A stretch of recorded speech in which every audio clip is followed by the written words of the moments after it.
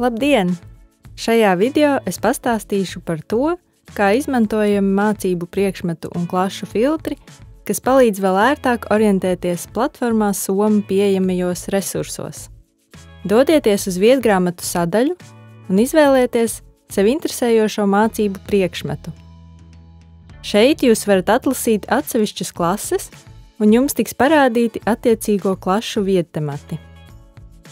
Atzīmētais filtrs iekrāsosies dzeltenā krāsā, un tam būs ķeksīša ikona.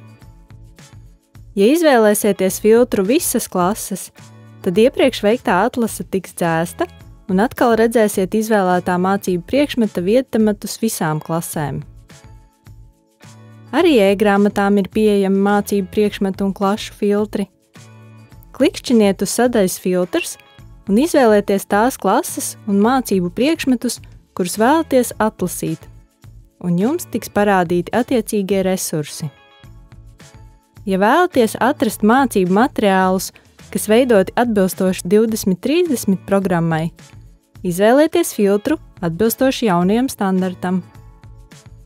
Ja ar jūsu izvēlētajiem filtriem materiāli nebūs pieejami, parādīsies paziņojums un instrukcijas turpmākai rīcībai. Spiediet uz nodzēst filtrus, atlasītie filtri tiks dzēsti un varēsiet no jauna izvēlēties mācību materiālus. Filtri ir pieejami arī sadaļās darba lapas, video un metodiskie līdzekļi. Ceram, ka šī funkcionalitāte atvieglos jūsu ikdienu. Un ja jums ir kādas idejas uzlabojumiem, droši rakstiet Somas atbalsta komandai.